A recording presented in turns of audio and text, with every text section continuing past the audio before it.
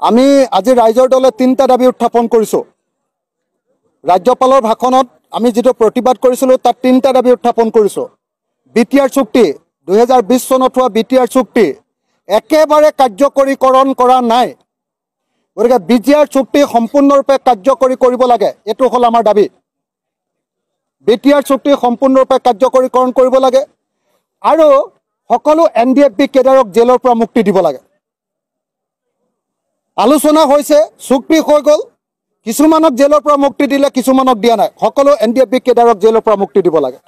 আৰু তৃতীয় কিন্তু আৰু এটা গুৰুত্বপূৰ্ণ কথা, আটাইকেইখন ষষ্ঠ অনুসূচীৰ ছাত্ৰ শাসন BTR, তাৰপিছত কাৰ্বি আংলং অট'নমাছ কাউন্সিল আৰু ডিমা হাছাও অট'নমাছ কাউন্সিল, তালৈ একদম ফাণ্ডটো মানে কি কৰে, চেণ্ট্ৰেল গভৰ্ণমেণ্টৰ পৰা যিটো ফাণ্ড আহে সেই ফাণ্ডটো ষ্টেট গভৰ্ণমেণ্টে ৰাখি থৈ নিজে খৰচ কৰে। তাৰপিছত এইবিলাকলৈ ডাইৰেক্টলি যাবলৈ নিদিয়ে অট'নমাছ কাউন্সিলবিলাকলৈ, যি কাৰণত অট'নমাছ কাউন্সিলবিলাকৰ অৰ্থনৈতিক সংকট হৈছে। গতিকে Karbi Anglong autonomous council, Dima Hasao autonomous council আৰু BTR অট'নমাছ কাউন্সিলৰ কাৰণে পইচা পোনে পোনে চেণ্ট্ৰেলৰ পৰা ইয়ালৈ অহাৰ ব্যৱস্থা কৰিব লাগে। আনহাতে আমি দেখিছোঁ যে এতিয়া অসম চৰকাৰে কি কৰিছে, ডিজিটেলি পইচা তুলিবলৈ লোৱাৰ কাৰণে, ডিজিটেলি টেক্স তোলাৰ কাৰণে এতিয়া ৰাজ্য চৰকাৰে টেক্স তোলোতে কি কয়, টেক্সটো এতিয়া ৰাজ্য চৰকাৰৰ ওচৰলৈ গুচি যায়।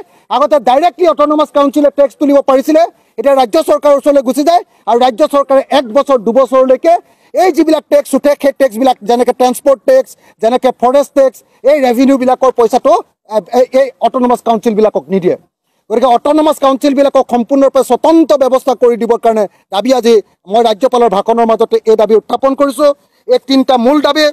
আপোনালোকে জানি আচৰিত হ'ব যে BTRত আজি BTR এছেম্বলিত ইয়াতে অধিৱেশন পাতিছে অসম বিধানসভাৰ, অথচ ৰাজ্যপালৰ ভাষণত BTR চুক্তি কিমান কাৰ্যকৰীকৰণ কৰা হ'ল তাৰ কোনো বিৱৰণ নাই। কেনেকৈ বড়োসকলক ঠগি আছে, বড়োসকলক কেনেকৈ ঠগি আছে কেন্দ্ৰীয় চৰকাৰ, আৰু ৰাজ্য চৰকাৰে কেনেকৈ বড়োসকলক ঠগি আছে, আজি ৰাজ্যপালৰ ভাষণটো আপোনালোকে পঢ়িলে এই কথা জানিবলৈ পাব।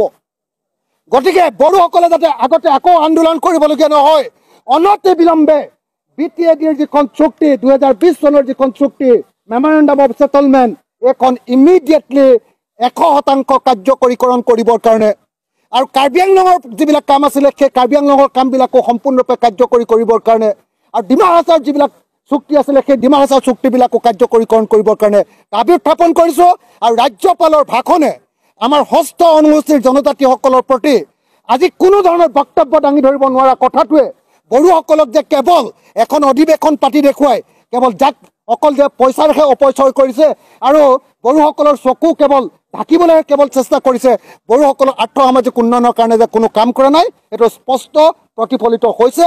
গতিকে মই ভাবোঁ যে আজি অসম চৰকাৰে, মুখ্যমন্ত্ৰীয়ে আমাক ক'বই লাগিব যে BTR চুক্তি কেতিয়া সম্পূৰ্ণ কাৰ্যকৰী কৰা হ'ব। আজি আমাক ক'বই লাগিব যে কাৰ্বি আংলং চুক্তি কেতিয়া সম্পূৰ্ণ কৰা হ'ব আৰু ডিমা হাছাও চুক্তি কেতিয়া সম্পূৰ্ণৰূপে কাৰ্যকৰী কৰা হ'ব। এই কথা আজি ক'বই লাগিব, কেতিয়াও চৰকাৰক এৰি দিয়া নহ'ব। ধন্যবাদ।